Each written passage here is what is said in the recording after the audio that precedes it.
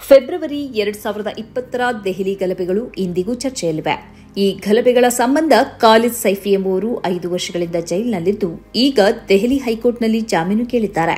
ಮಂಗಳವಾರದ ವಿಚಾರಣೆಯಲ್ಲಿ ಅವರ ವಕೀಲೆ Rebecca John ಪ್ರತಿಭಟನೆಯಲ್ಲಿ ಭಾಗವಹಿಸಿದ್ದಕ್ಕೆ UAPA ಆರೋಪ ಸರಿಯೇ ಎಂದು ನ್ಯಾಯಾಲಯದಲ್ಲಿ ಪ್ರಶ್ನಿಸಿದರು. ಸೈಫಿ ಸಿಎಎ ವಿರುದ್ಧ ಜಂತರ್ ಮಂತರ್ನಲ್ಲಿ ಧ್ವನಿ ಎತ್ತಿದ್ದರು, ಹಿಂಸೆಗೆ ಪ್ರಚೋದಿಸಿಲ್ಲ ಎಂದು ವಾದಿಸಿದರು.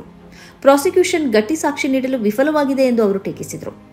ಏಪ್ರಿಲ್ 16ರಂದು ಮುಂದಿನ ವಿಚಾರಣೆ ನಡೆಯಲಿದೆ. ಆದರೆ ಇದು ಒಂದೇ ಪ್ರಕರಣವಲ್ಲ. ಉಮರ್ ಖಾಲಿದ್, ಶಾರ್ಜಿಲ್ ಇಮಾಮ್, ಗುಲ್ಫಿಶಾ ಫಾತಿಮಾ ಸೇರಿ ಹಲವರು ಜಾಮೀನು ಕಾಯುತ್ತಿದ್ದಾರೆ. ಡಿಸೆಂಬರ್ 2024ರಲ್ಲಿ 5 ಆರೋಪಿಗಳ ಜಾಮೀನು ವಿಚಾರಣೆಯನ್ನು ಮುಂದೂಡಲಾಗಿತ್ತು. ಗುಲ್ಫಿಶಾ ಇನ್ನೂ ಜೈಲಿನಲ್ಲಿದ್ದಾರೆ. ಇವರೆಲ್ಲರೂ ಸಾಕ್ಷ್ಯ ಕೊರತೆ ಎಂದು ವಾದಿಸುತ್ತಿದ್ದಾರೆ. ಆದರೆ ದೆಹಲಿ ಪೊಲೀಸ್ ಇದನ್ನು ಪೂರ್ವಯೋಜಿತ ಕುತಂತ್ರ ಎಂದು ಕರೆದು ಜಾಮೀನು ವಿರೋಧಿಸುತ್ತಿದೆ. ಜನವರಿ 2025ರಲ್ಲಿ ಪೊಲೀಸರು ಇದು ಕ್ಲಿನಿಕಲ್ ಷಡ್ಯಂತ್ರ, 53 ಜನರ ಸಾವಿಗೆ ಕಾರಣವಾಯಿತು ಎಂದು ಹೇಳಿದ್ದಾರೆ. ಶಾರ್ಜಿಲ್ ಇಮಾಮ್ ಅವರ ಜಾಮೀನು ಅರ್ಜಿಯನ್ನು ಸುಪ್ರೀಂ ಕೋರ್ಟ್ ತ್ವರಿತವಾಗಿ ವಿಚಾರಿಸಲು ಆದೇಶಿಸಿದೆ.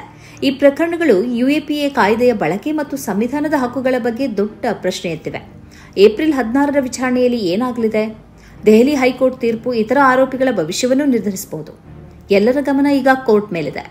ಖಾಲಿದ್ ಸೈಫಿ ಯುನೈಟೆಡ್ ಅಗೇನ್ಸ್ಟ್ ಹೇಟ್ನ ಸಹ ಸಂಸ್ಥಾಪಕರಾಗಿ ಫೆಬ್ರವರಿ 2020ರ ದೆಹಲಿ ಗಲಭೆಗಳ ಸಂಬಂಧ 5 ವರ್ಷಗಳಿಂದ ಬಂಧನದಲ್ಲಿದ್ದಾರೆ. ದೆಹಲಿ ಹೈಕೋರ್ಟ್ನಲ್ಲಿ ಅವರ ಜಾಮೀನು ಅರ್ಜಿಯ ವಿಚಾರಣೆ ಮುಂದುವರೆದಿದೆ.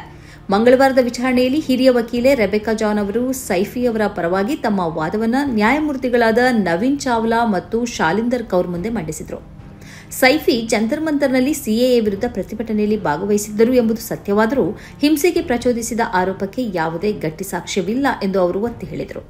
ಯುಎಪಿಎ ಆರೋಪಗಳನ್ನು ಕೇವಲ ಪ್ರತಿಭಟನೆಗೆ ಆಧರಿಸಿ ಹೊರಿಸುವುದು ಕಾನೂನು ಬಾಹಿರವೆಂದು ಪ್ರಶ್ನಿಸಿದ ಅವರು ಪ್ರಾಸಿಕ್ಯೂಷನ್ ಸಾಕ್ಷ್ಯದಲ್ಲಿ ವಿಫಲವಾಗಿದೆ ಎಂದು ಟೀಕಿಸಿದರು. ವಾಟ್ಸ್ಆಪ್ ಗುಂಪುಗಳ ಅಡ್ಮಿನ್ಗಳನ್ನು ಬಂಧಿಸದಿರುವುದನ್ನು ಒತ್ತಿ ತೋರಿಸಿ 5 ವರ್ಷದ ಬಂಧನವು ಸಂವಿಧಾನದ ಶೀಘ್ರ ವಿಚಾರಣೆಯ ಹಕ್ಕಿನ ಉಲ್ಲಂಘನೆಯಾಗುತ್ತದೆ ಎಂದು ವಾದಿಸಿದರು. ಪ್ರಕರಣವು ಈಗ ವಾದದ ಹಂತದಲ್ಲಿದ್ದು, ಏಪ್ರಿಲ್ 16, 2025ಕ್ಕೆ ಮುಂದಿನ ವಿಚಾರಣೆ ನಿಗದಿಯಾಗಿದೆ. ಸೈಫಿ ಅವರ ತಂಡವು ದೆಹಲಿ ಹೈಕೋರ್ಟ್ನಿಂದ ಜಾಮೀನು ಪಡೆಯಬಹುದೆಂಬ ಆಶಾಭಾವನೆ ಹೊಂದಿದೆ. ಪ್ರಾಸಿಕ್ಯೂಷನ್ ತನ್ನ ಆರೋಪಗಳಿಗೆ ಗಣನೀಯ ಸಾಕ್ಷ್ಯ ಒದಗಿಸದಿದ್ದರೆ ಜಾಮೀನು ಮಂಜೂರಾಗುವ ಸಾಧ್ಯತೆ ಹೆಚ್ಚು ಎಂದು ಕಾನೂನು ತಜ್ಞರು ಭಾವಿಸಿದ್ದಾರೆ. ಆದರೆ ಪ್ರಾಸಿಕ್ಯೂಷನ್ ತನ್ನ ಆರೋಪಗಳನ್ನು ಬಲಪಡಿಸಲು ಹೊಸ ಸಾಕ್ಷ್ಯ ಅಥವಾ ಸಾಕ್ಷ್ಯಗಳನ್ನು ಮಂಡಿಸಿದರೆ ಪ್ರಕರಣವು ತೀರ್ಮಾನಕ್ಕೆ ತಡವಾಗಬಹುದು ಅಥವಾ ಜಾಮೀನು ನಿರಾಕರಣೆಯಾಗಬಹುದು. ಏಪ್ರಿಲ್ 16ರ ವಿಚಾರಣೆಯ ಫಲಿತಾಂಶವು ದೆಹಲಿ ಗಲಭೆಗಳಿಗೆ ಸಂಬಂಧಿಸಿದ ಇತರ ಆರೋಪಿಗಳ ಪ್ರಕರಣ ಮೇಲೆಯೂ ಪರಿಣಾಮ ಬೀರಬಹುದು. ಈ ತೀರ್ಪು ಯುಎಪಿಎ ಕಾಯ್ದೆಯ ಬಳಕೆ ಮತ್ತು ಸಂವಿಧಾನದ ಮೂಲಭೂತ ಹಕ್ಕುಗಳ ಕುರಿತು ದೊಡ್ಡ ಚರ್ಚೆಗೆ ದಾರಿ ಮಾಡಿಕೊಡಬಹುದು. ಎಲ್ಲರ ಗಮನ ಈಗ ದೆಹಲಿ ಹೈಕೋರ್ಟ್ನ ಮೇಲಿದೆ.